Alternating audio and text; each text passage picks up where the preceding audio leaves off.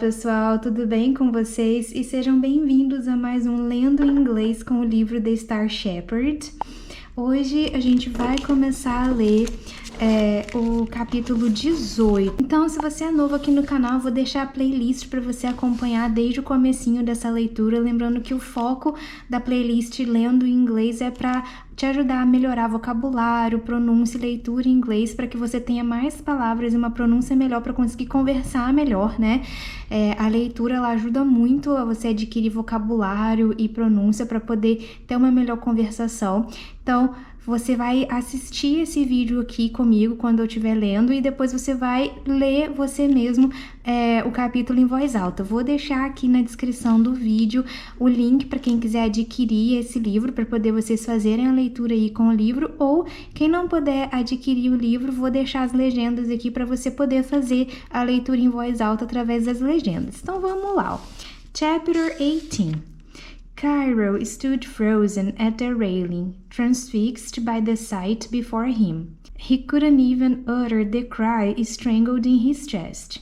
The center of the town glowed like a beacon, with flames of yellow and orange shooting up here and there. Smoke billowed over the docks like a dark cloud creeping across the water toward them. "Here," Captain Salban said, startling Cairo back to life. She held a bandana out to him and then tied her own over her nose. "You don't want to breathe that in." She called over her shoulder to the crew. "Hurry up and ready the rowboat. We can't dock here yet, or we risk going up in flames too." "But what about—" Cairo began. "Don't worry," Salban put a firm hand on his shoulder. "I'll get you home and see what we can salvage." She pushed him toward the side of the ship. Cypher close at their heels and helped him clamber into the rowboat. Two other sailors joined them with supplies and buckets, and took up the remaining oars. Unlike the steamship, the rowboat was not fitted with clockwork upgrades to help it move faster, but the crew took the Celestine as close as they could to the shore before Salban shouted to Sully to lower them to the water. The rowboat jerked and halted on its way down, making Cairo's stomach flip.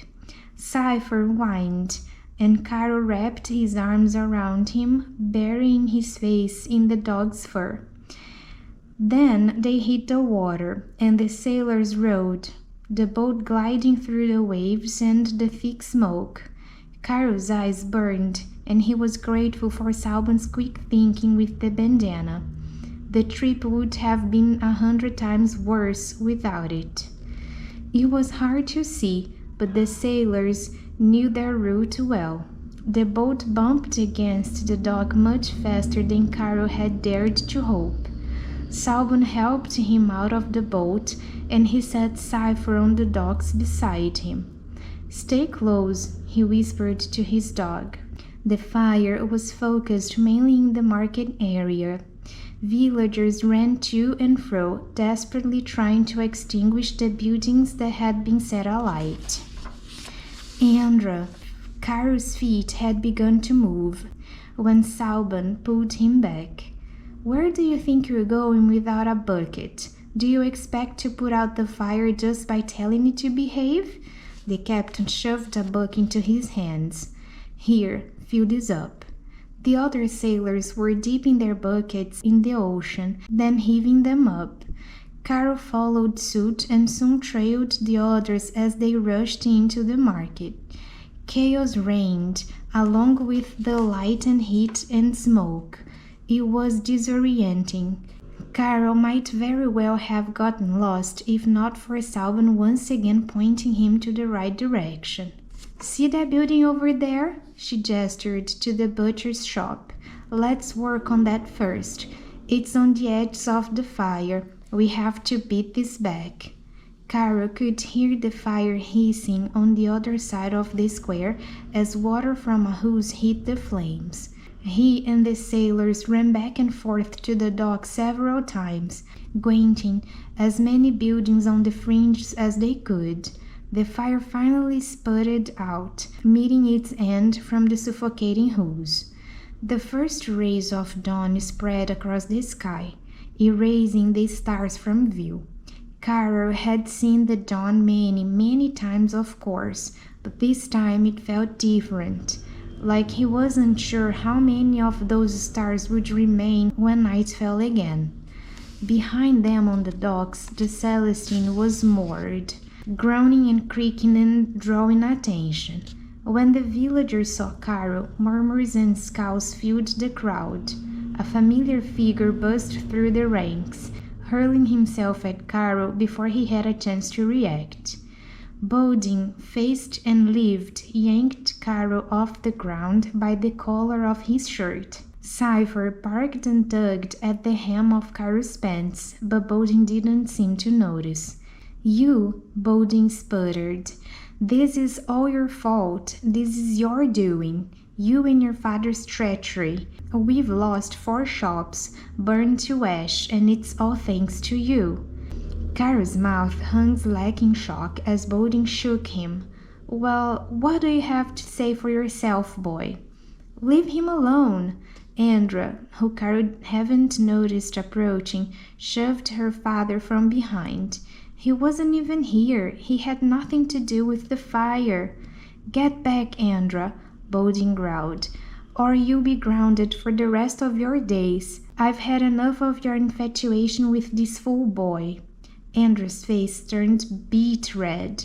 "I will do no such thing. You put him down right now, or I will never talk to you again."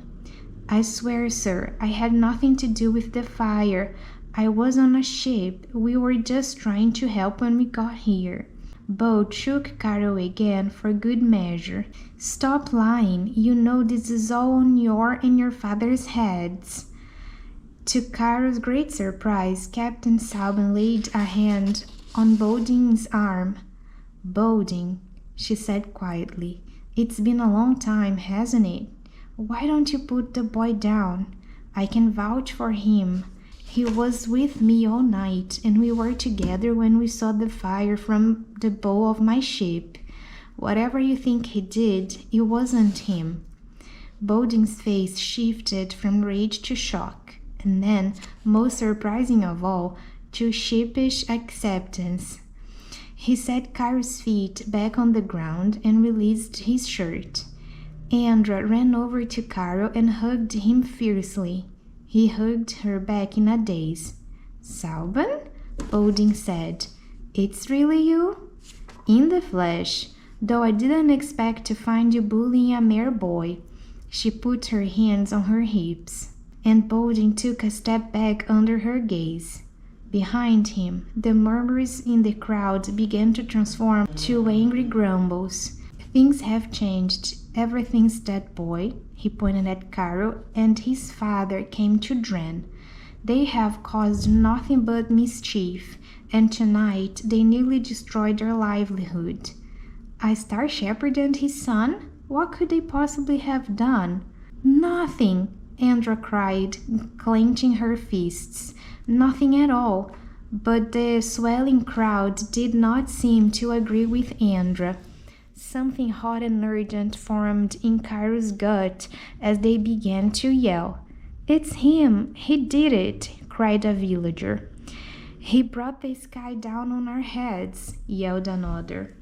Salban shook her head. "What on earth happened here, Boding? Explain yourself right now." "It was the stars. That's why we believe he had something to do with the fire." Carol frowned, puzzled. "What do you mean?" Bode turned his eyes to him as if he had forgotten Carol was even there. "A whole slew of them crashed right here in the market, set the rooftops ablaze. We're lucky no one was killed." The villagers' cries grew louder, and the crowd steadily inched closer. Carol couldn't help drawing back and bumped into Salban. Then another familiar face pushed his way to the front of the crowd and stood at Carol's side. This time it was one Carol was relieved to see. Dolman, possibly the only person in Dren who actually liked his father. Bodin, you fool. Star shepherds don't control the stars. They just rescue them, Doman said. Salban barked a laugh. Is that what they all believe? She glared at the crowd. Carol and his father haven't a clue when a star will fall. If they did, do you think they'd actually stay up all night, every night, just to watch the skies for fun? She scoffed. And now you've got them whipped into a frenzy about it. Carol, we need to leave, Doman said as the crowd began to move closer. But the second Carol turned toward the docks, the crowd roared and the villagers lurched toward him. Don't let him get away! Someone has to pay for this destruction. Cold fear froze Carol to the bone. Oh, come on, you big fool, Salmon admonished Bodin. Help us get him out of here. There is a riot about to break out, thanks to you. Bodin's face turned red, but his expression was one Carol hadn't seen on him before. Regret. Doman grabbed Carol by the arm, bringing him back to his senses, while Bodin, cowed by Salban, hurried them down an alleyway as villagers poured after them.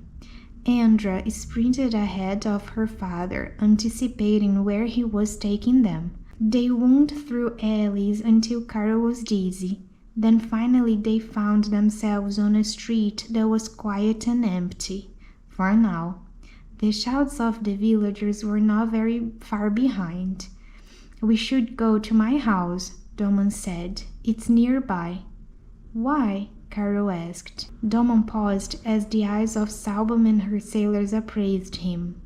Because I have information there about your father. Gente do céu, o Doman vai ajudar e ele sabe alguma coisa sobre o pai do Carol. Será que o pai do Carol avisou o Doman, que era o único adulto que gostava deles ali na vila? Não sei, né? E tá ali o Carol tentando fugir das pessoas da vila, porque ninguém gosta dele, todo mundo culpando ele por um incêndio que ele não causou, porque ele nem tava lá. Vamos ver aí o que vai acontecer no próximo episódio. Tomara que o pai do Carol tenha falado pra onde ele estava indo pro Doman e, tipo, quando ele volta, pelo menos, pro Carol saber. Enfim, pessoal, espero que vocês tenham gostado aí de mais uma leitura em inglês aqui no canal. Espero que vocês estejam acompanhando aí a leitura desse livro. Todo dia também eu posto um shorts com um pouquinho de leitura em inglês para vocês também irem treinando tanto, né, a audição quanto a leitura.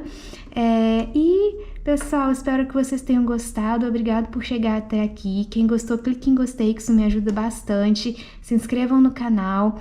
Quem puder, envie os vídeos do canal que gostar para outras pessoas. Isso me ajuda muito. Quanto mais pessoas puderem acessar os vídeos do canal, mais o canal vai crescer. Então, muito obrigada a todo mundo que compartilha os vídeos do canal com outras pessoas. E a gente vai se ver nos próximos vídeos, pessoal. Tchau!